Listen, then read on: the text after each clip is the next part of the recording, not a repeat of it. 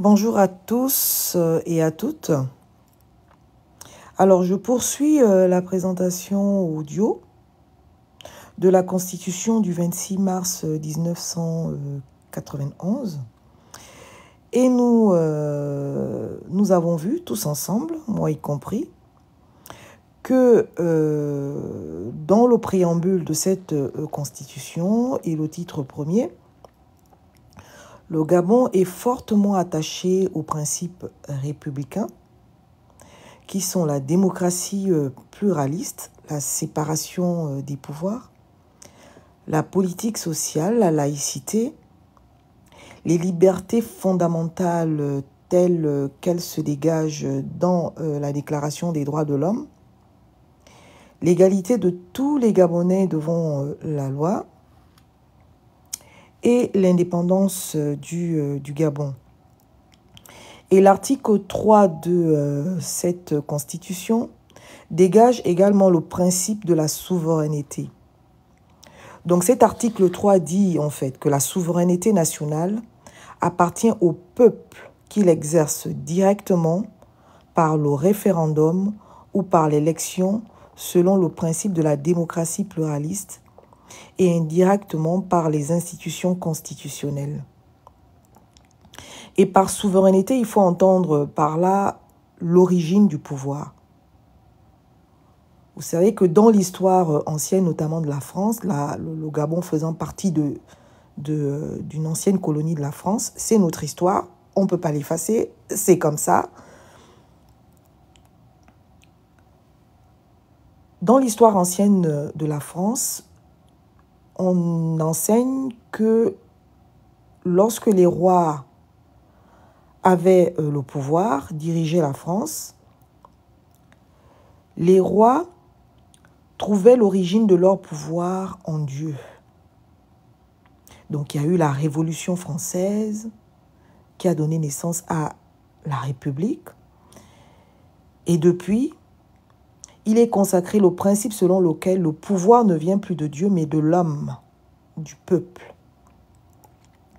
Et c'est ce que vient nous dire notre Constitution, donc à l'article 3, à savoir que le pouvoir donné à toutes nos institutions vient du peuple gabonais. Donc la souveraineté nationale appartient au peuple. Et moi, pour ma part, c'est la première institution. Le peuple est la première institution du Gabon.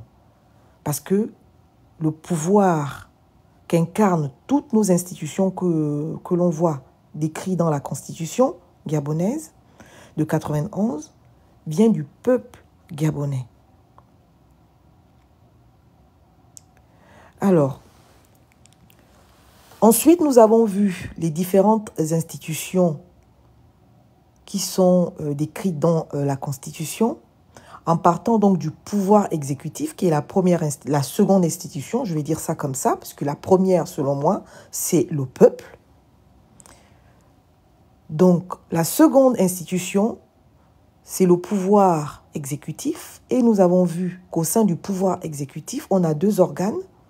On a le président de la République, qui est élu par le peuple. Et ensuite, les membres du gouvernement, qui sont désignés par le Premier ministre et le président de la République. Et ensuite, nous avons vu donc la deuxième institution, qui est le pouvoir législatif, composé de deux chambres. L'Assemblée nationale et le Sénat. Et ensuite, nous avons vu également donc, le pouvoir législatif, donc, qui est, à mon sens, la quatrième institution, si on considère que le peuple est une institution, parce que c'est la base de tout. Première institution, donc le peuple. Ensuite vient le pouvoir exécutif. Ensuite vient le pouvoir législatif. Ensuite vient le pouvoir judiciaire, qui est la quatrième institution. Et donc, nous avons vu dans l'audio précédent que le pouvoir judiciaire comporte en son sein plusieurs institutions. judiciaire. Et la première qui est décrite au sein de la Constitution, ce sont les autorités judiciaires de droit privé, qui est chapeautée donc par la Cour de cassation. Donc en dessous de la Cour de cassation, on va avoir donc les cours d'appel. Et en dessous des cours d'appel, on va avoir les différentes juridictions. Ensuite, on a le pouvoir judiciaire, on va dire ça comme ça, de l'ordre administratif. Donc les juridictions administratives. Donc au-dessus des juridictions administratives, on va avoir le Conseil d'État. En dessous du Conseil d'État, on va avoir le tribunal, la cour d'appel, la cour d'appel administrative. En dessous de la cour d'appel administrative, on va avoir donc le tribunal administratif ou les tribunaux administratifs. Ensuite, on a la juridiction qui est chargée donc de contrôler les finances publiques, donc à savoir la Cour des comptes. Donc la Cour des comptes, quand on a vu le contenu donc, des dispositions de la Constitution donc, de 91, on a vu également que la Cour des comptes joue le rôle de commissaire aux comptes, puisque c'est elle qui est chargée de certifier exact les comptes publics. Ensuite, autre institution du pouvoir judiciaire, il y a la Haute Cour de justice qui est compétente pour juger les faits délictueux commis par le président de la République.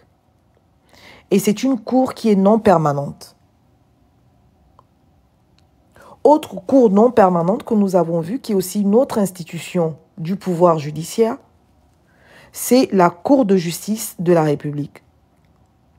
Donc cette Cour de justice de la République, elle a plutôt compétence pour juger des infractions ou des actes délictuels commis par les membres du gouvernement et par les autorités des autres pouvoirs ou des autres institutions de la République.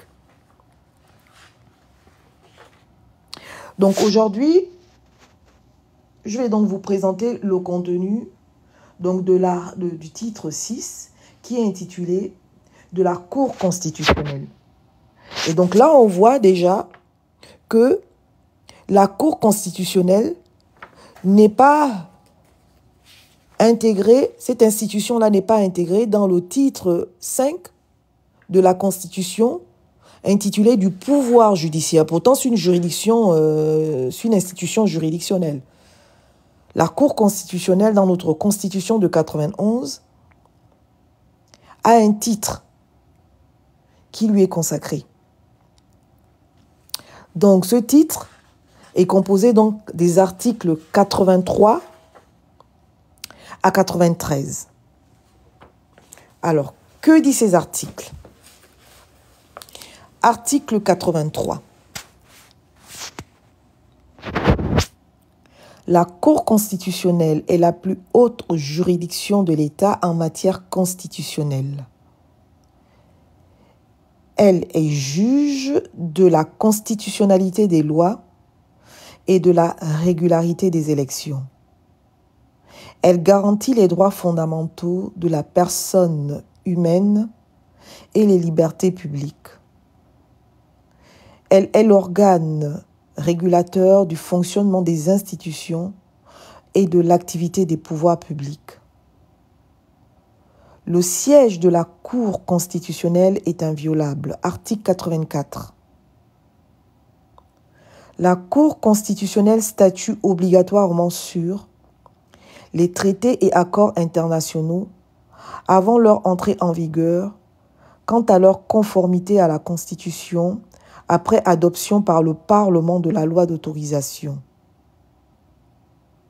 La constitutionnalité des lois organiques et des lois avant leur promulgation, des ordonnances ainsi que des actes réglementaires censés porter atteinte aux droits fondamentaux de la personne humaine et aux libertés publiques après leur publication. les règlements de l'Assemblée nationale et du Sénat, le règlement de procédure de la Cour constitutionnelle et le règlement du Conseil économique, social et environnemental, avant leur mise en application quant à leur conformité à la Constitution. Les règlements des autorités administratives indépendantes déterminés par la loi avant leur mise en application quant à leur conformité à la Constitution. Les conflits d'attribution entre les institutions de l'État. La régularité des élections présidentielles, parlementaires et des opérations de référendum dont elles proclament les résultats. La Cour constitutionnelle est saisie en cas de contestation sur la validité d'une élection par tout électeur, tout candidat, tout parti politique ou délégué du gouvernement dans les conditions prévues par la loi organique sur la Cour constitutionnelle. Article 85.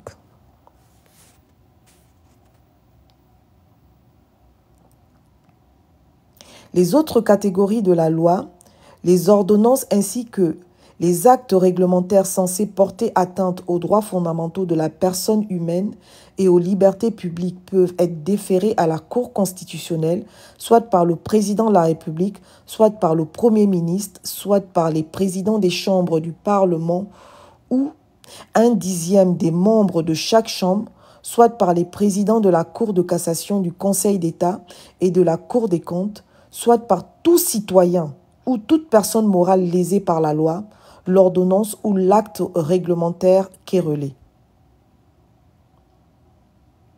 La Cour constitutionnelle statue selon une procédure contradictoire dont les modalités sont fixées par la loi organique dans le délai d'1 mois. Toutefois, à la demande du gouvernement et en cas d'urgence, ce délai est ramené à 8 jours. Le recours suspend le délai de promulgation de la loi ou l'application de l'acte. Article 86. Tout justiciable peut, à l'occasion d'un procès devant un tribunal ordinaire, soulever une exception d'inconstitutionnalité à l'encontre d'une loi ou d'une ordonnance qui méconnaîtrait ses droits fondamentaux. Le juge du siège saisit la Cour constitutionnelle par voie d'exception préjudicielle. La Cour constitutionnelle statue dans le délai d'1 mois. Si elle déclare la loi ou l'ordonnance incriminée contraire à la Constitution, cette loi ou cette ordonnance cesse de produire ses effets à compter de la décision. Le Parlement examine au cours de la prochaine session, dans le cadre d'une procédure de renvoi, les conséquences découlant de la décision de non-conformité à la Constitution rendue par la Cour. Lorsque la Cour constitutionnelle admet l'inconstitutionnalité d'une ordonnance, le gouvernement remédie à la situation juridique résultant de la décision de la Cour dans un délai d'1 mois. Article 87.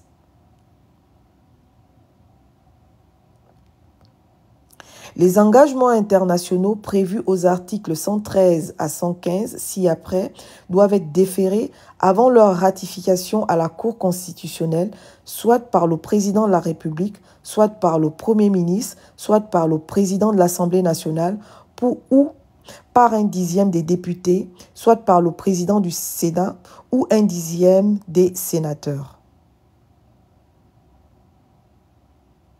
La Cour constitutionnelle vérifie, dans un délai d'1 mois, si ces engagements comportent une clause contraire à la Constitution. Toutefois, à la demande du gouvernement, s'il y a urgence, ce délai est ramené à 8 jours. Dans l'affirmative, ces engagements ne peuvent être ratifiés. Article 88. En dehors des autres compétences prévues par la Constitution, la Cour constitutionnelle dispose du pouvoir d'interpréter la Constitution et les autres tests à valeur constitutionnelle à la demande du président de la République, du Premier ministre, du président du Sénat, du président de l'Assemblée nationale, d'un dixième des députés ou des sénateurs. Article 89. La Cour constitutionnelle comprend 9 membres nommés et des membres de droit.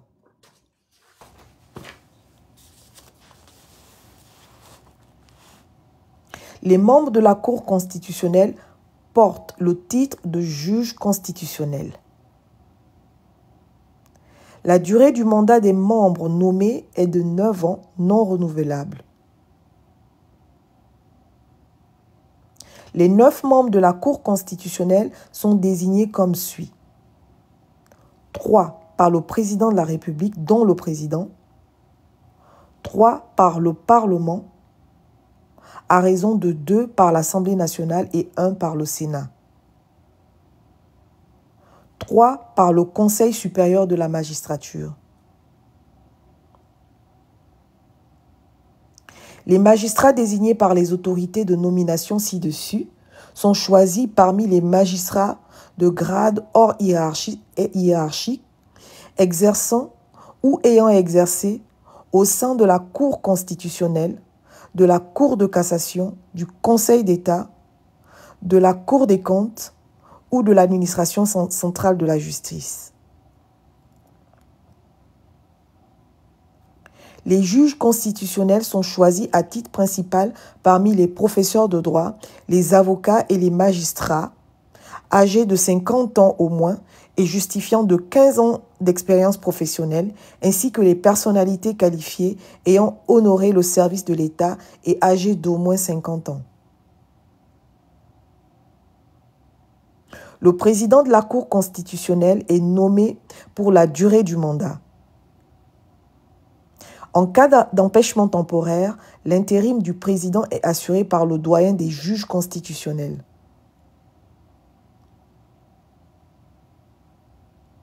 En cas de décès ou de démission d'un membre, le nouveau membre nommé par l'autorité de nomination concernée achève le mandat commencé. Les anciens présidents de la République sont membres de droit de la Cour constitutionnelle.